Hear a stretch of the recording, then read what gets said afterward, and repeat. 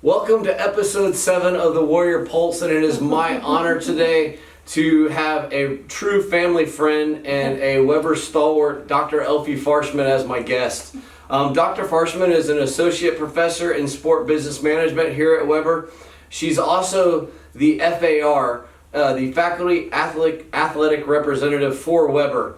Elfle comes to Weber with so much experience. She has been a part of Weber since 2003.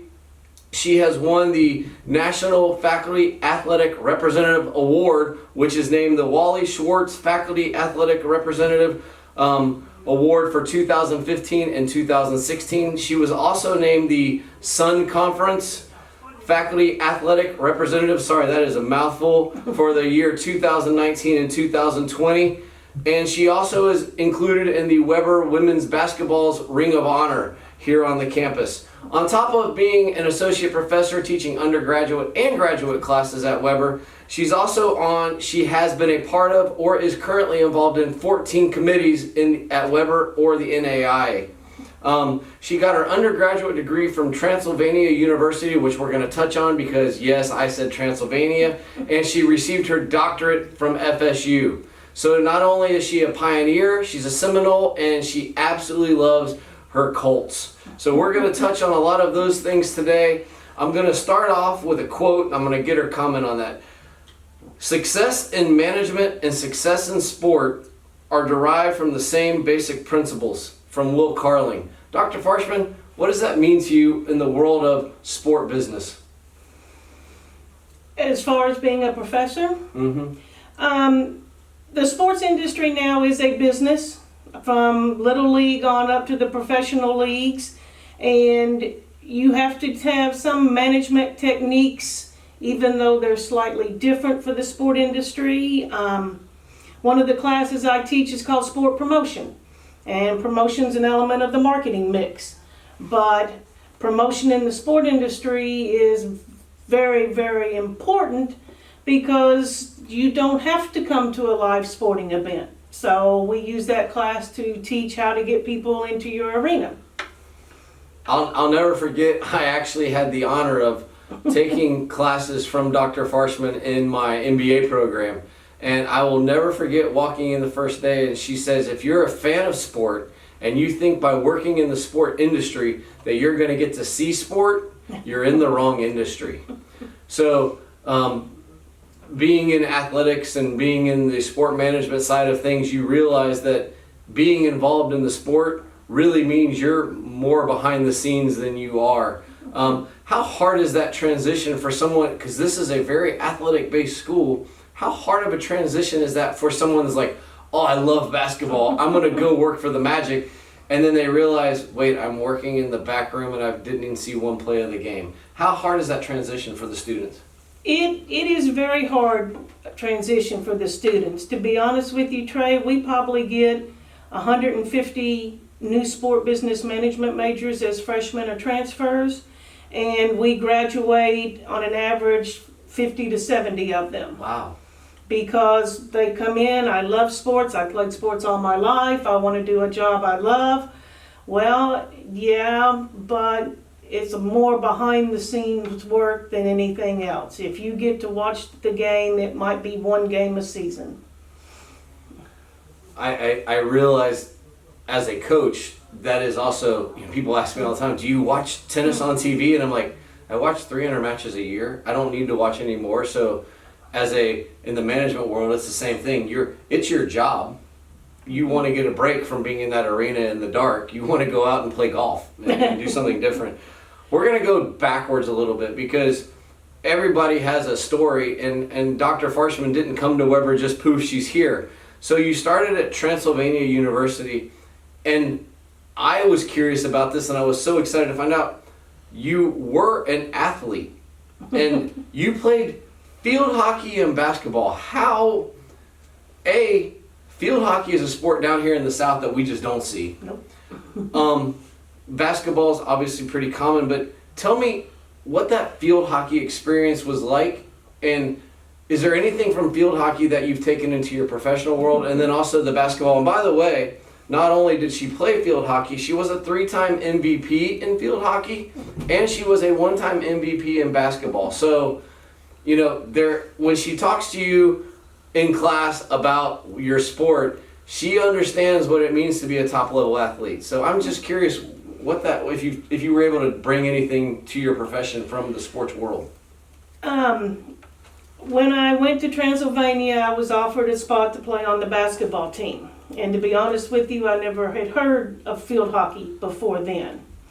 However, the basketball coach, in addition to being the PE teacher, was also the field hockey coach. So she's like, Elfie, why don't you try field hockey? I don't know what it is. What do we do with it? She said, oh, don't worry about it. We use that as conditioning for basketball. So the first year in field hockey, I was on the defensive side of the team. The next 3 years, I was an offensive forward, and I came to really like field hockey more than basketball. Really? Yeah.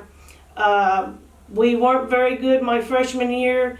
Number one, we were in Kentucky. We had to play a lot of northern schools, so we played the University of Kentucky and got hit pretty good.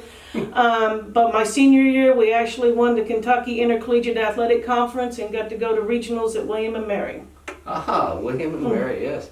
So the field hockey, it's funny because I've actually seen the game being played and just I've actually never met anybody who played it. With regards to Transylvania, I was doing a little bit of research trying to figure out, and I see this bat logo, and I'm like, oh, cool. That makes so much sense. We've all heard it. We've all seen that stuff. You were called the Pioneers. Can you explain to me how a school that's named Transylvania has a bat as a logo, and you're called the Pioneers? Is there a little bit of history with that? Transylvania translates to across the woods, and Transylvania was one of the first private colleges created when it was Virginia Commonwealth, which then turned into Kentucky. Now, when I was at Transylvania, we were the Pioneers and did not have the bat logo. The bat logo came into effect about 5 or 6 years ago. Okay. But we do have a professor that was buried on campus. The story was that this professor kind of had an extramarital affair with the president's wife. And so we have the Rathskeller, which is supposedly where he's buried, and every year at Halloween, a group of students will spend Halloween night by the tomb. That is awesome. So you got your undergraduate from Transylvania. How does a student from Transylvania end up at FSU to do their doctorate in sport?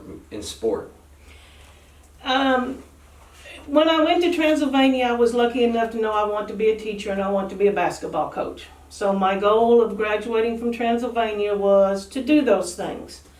My first job was at a junior high school in Florence, Kentucky, Ackerman Junior High School. I had a PE major but a math minor. So at Ackerman, I taught 7th grade math and 9th grade pre-algebra, and I coached the 8th grade girls basketball team. So my first year of being a head coach, we went 13-2. Ooh. We lost the first game, and then we lost in the tournament. After that, my father died that year, and thinking like any 22-year-old, I went back home and took some time off. And then my next teaching job was at Augusta High School. And at Augusta, I taught every math class, 9 through 12, and I was the assistant basketball coach. And to be brutally honest with you, the first day of practice, we should have started out with, when we have the ball, it's called offense. When they have the ball, it's called defense. Oh. And then after Augusta, I ended up going in the Army. I was in the Army 3.5 years. And then my mom died, and I tried to get compassionate reassignment in Kentucky, and the Army didn't give me that, so I got out of the Army. Worked at the Army Depot in some capacities, and then finally they created a morale, welfare, and recreation division. So there was the recreation director, they hired a sports director, me, an outdoor recreation director, and a recreation center director. So for 8 years I was the sports director, and then the Army underwent base realignment and closure, which the Lexington part of the depot closed and the Richmond, Kentucky part of the depot stayed open. The Bluegrass Army Depot in Richmond to this day still has 5% of the U.S. stockpile of mustard gas and nerve gas there. Really? Yes. Yes. So with base realignment and closure, we lost our active duty Army and our active duty military. So about 7 more years I was the recreation director, and because we had no active duty Army, the position changed from an appropriated funded position to a non-appropriated funded position, and I got moved down to shipping and receiving. And after about a year in shipping and receiving, I'm like, this isn't why your mom and dad spent all that money at Transylvania. So I started going to Eastern Kentucky University part-time to get my master's degree, and then I found out about what's called graduate assistance. And because I could get my tuition paid and get a stipend, I quit at the Army Depot and finished up my master's degree full time. And then after that, I thought, teaching college classes is pretty cool, but I need to go ahead and get a doctorate for that. So most of the PE professors at Eastern had gotten their degree from Florida State. So I'm thinking, Florida State, Florida, why not? So that is how I ended up at Florida State. All right, so what you just heard is real life. Your path that you think you're going to be on is going to have twists, turns, forks in the roads, one-way streets, and what you thought you loved is going to get taken away, and you're going to have to find it. So that was awesome. At FSU, you're getting your doctorate. You knew you wanted to teach. Mm-hmm. Did you know what you wanted to teach? Because you had been so involved in math and coaching. Did you kind of think, oh, I want to do sport management, or did you think you wanted to do more on the mathematics, side of things? My experience being the sports director at the Lexington Bluegrass Army Depot was what caused me to go into sport administration. Back when I went to school at Transylvania, the sport management degree was not very well known or very popular. And when I was looking at Eastern to get my master's degree, I saw sport administration, and I'm like, well, I'm already doing that, so why not go ahead and get a degree in it? So both at Eastern and at Florida State, a lot of the sport management was from a liberal arts viewpoint. We didn't have very many business classes that we had to take or anything like that. So it was really cool coming to Weber because I actually get to teach sport management in the business department. And our students have financial accounting, managerial accounting, micro and macroeconomics, principles of finance. So our students are really lucky. They have a Bachelor's of Business Administration with a concentration in sport management. So they can work in the business world. They can work in the sport industry. And if they get a minor, they have actually 3 career paths they can go through once they graduate. So you get your doctorate, you're 2003, you joined Weber. Mm-hmm. And I've been here a long time myself, off and on, through living in the community. And I'm always curious, why did you stay? And I don't mean that as a negative. Why has this become home?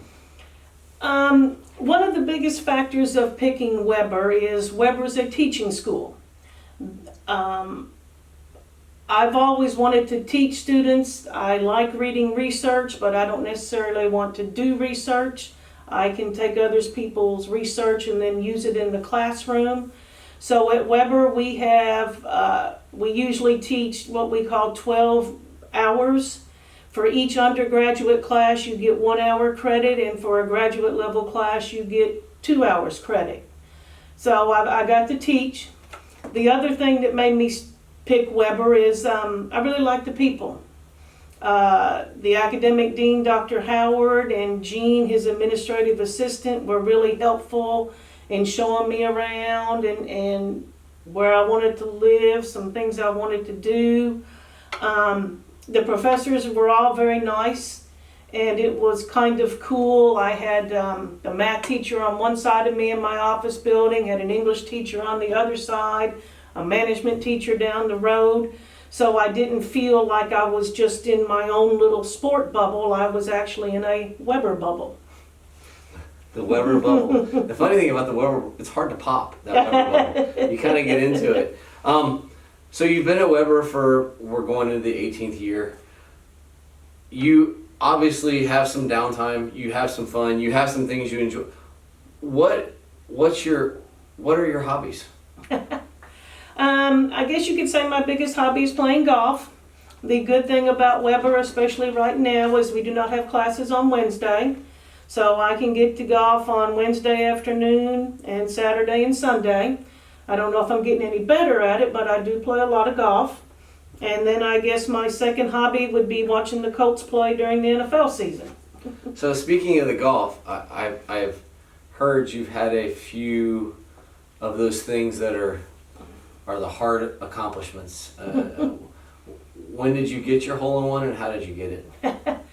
I got my hole-in-one on July the 4th about 3 years ago at Pinecrest Golf Course. And it was on number 11 hole. It was a par 3, obviously. And I thought I hit a pretty good shot, and I couldn't really see where it went, so we're all going up there, and everybody's like, Elfie, where's your ball? I don't know, I thought it was right here. And then finally Kelly says, did you look in the hole? And I'm like, oh poop, it is in the hole. So that's my one and only hole-in-one. Pinecrest, for those that don't know, is a course down in the Sebring Avon Park area. It's an old Donald Ross, classic Donald Ross design. Actually, there's been some very famous golf played on that course. You talked about the Colts, and you have talked about the Colts a lot. I remember taking classes from you, and if they were in a Monday night game, we didn't really want to make class last too long because the Colts were going to be on.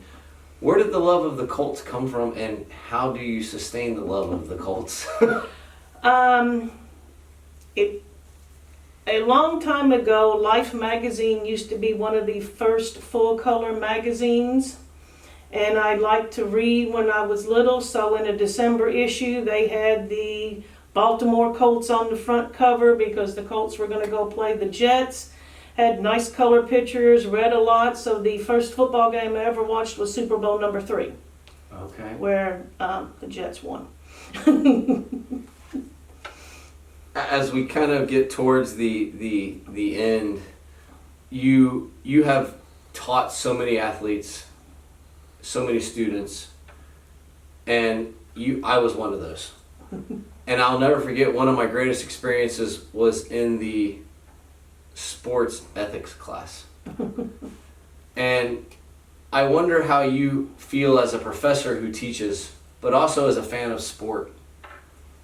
Are you ever conflicted with the athletes that you have to teach and the attitude you may see on a field of play?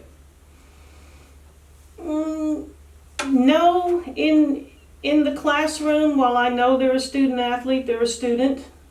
And it doesn't really matter what sport or anything. They're graded on what they do in the classroom. I get a great sense of joy because when I do watch them play, they're my little sport management babies out there and they're doing well. I think sport has become way too commercialized and some ethics and have gone out the window because of the amount of money in the sport industry. But I do love sport. I do love my little student athletes out there, and it gives me great pride because we just had graduation a couple days ago, and it's neat to see them where they're going next and to hear from them and see what they've accomplished. You just made me think of two more things. You talked about them separating, and they're your little sport management babies. What's your favorite class that you teach, and is that possible? Is that an impossible question to ask? If I had to pick a favorite, I would probably say it's the undergrad facility and event management class, It is a good class. because in that class, they put on an event. The class picks an event director, an assistant event director. They pick the heads of their department, and basically, if they ask me for help, I give them help. And for the most part, they've usually put on a good event. And they learn, because while the event looks good to the public, they figure out what they did wrong. Lack of planning and maybe getting something organized, lack of planning. One year we did a color run and we set up a color station too close to the coach's parking lot, so some cars were a different color for a few hours. But it's neat because they do it all on their own, and you get to kind of watch how creative and interesting they can be.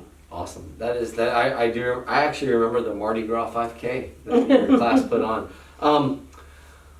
Last thing on the ethics side, because I'm with you. I believe that sport is such a primal thing, but it's played. We just interviewed some lacrosse athletes and the Native American history that goes along with lacrosse. And I'm a tennis person, and we call the ball in and out ourselves. And in golf, you call your own penalties. Something, that ethics side of things. I saw a meme this weekend because, Florida literally threw away the game because they threw the shoe, and I'm seeing a meme now with LSU's Nike cleat. Is it great that Nike's getting, they're getting a great amount of press on a negative event? Is that the kind of stuff that you talk about in class? The ethics class is very interesting. We have about 4 chapters of information that we go through and is testable material. And then for the other weeks, we pick a specific topic to talk about. I do bring up golf and tennis because we have the little commercial video of the guy that touches the ball, and it's like, "Coach, I touched the ball." And any team sport athlete will tell me they would never tell the official that, because the officials are there to officiate. And usually I have a tennis or golfer in the class, and I'm like, "Well, Trey, who officiates your all's games?" And we call it on our own. So ethics and issues gets interesting every once in a while. Yes. They are fun classes, and if you ever just want to go audit a class, go take a business ethics or a sport ethics class. I'm gonna 2 things I want you to comment on. One is leadership is inspiring people. Management is keeping the trains running on time. That's from Andy Dunn. How does that work in the sport world as well? Leaders have to have vision, have to have charisma. They need to keep the big picture in mind, where everything's going to go. Managers are kind of the nuts and bolts. They're the ones that put everything in place so that you can accomplish the leader's vision. Managers, I like the management level because you are the doer. Coaches, sometimes I would consider more of the leader because they have the path that you want to go on. But coaches also have captains on their teams, which kind of becomes the equivalent of a manager, because they do the nuts and bolts with the other team members to form them into a team that can go on the coach's leadership. Can a leader be a great manager, and can a manager be a great leader, or are they always separated? They could probably be one and the same. I think you can be a great manager and become a great leader. But I think leaders just have a little bit more of the big picture goal and think more visionary. And lastly, we'll finish with this. You have been at Weber for a long time. You've seen the changes, and you're one of those that have been here so long that you've seen what it used to look like and now what it's becoming. And when I stepped back on campus, although I've been here for a very long time, I noticed I have a different attitude because I see the positive changes that are occurring. What does it mean to you to be a Warrior, and has that changed over the years? I don't think it really has changed that much over the years. Being a Warrior really became part of the Weber family. I've had a lot of great friends. Your mom and dad have me over for Thanksgiving and Christmas every year. Nancy Nichols has had me over, so it really became more of a family. It's nice now to see some infrastructural changes and some growth to maybe we can do more for our students and help them better on their path to graduate. Yes, and by the way, the Christmas prime rib is always spot on. Yes. We will just go ahead and say that now, but I want to thank Dr. Elfle Farchmin for joining me today on the Warrior Pulse. If you ever get a chance, Elfie's always at athletic events. She's always involved with her students. She's always involved with the athletes, whether that's as the faculty athletic representative or just as a fan. So come by, stop in, see Elfie. Her department does a great job putting out great people that love to be involved in sport on the business side. We'll see you next time on the Warrior Pulse. Bye-bye. Thank you, Trey.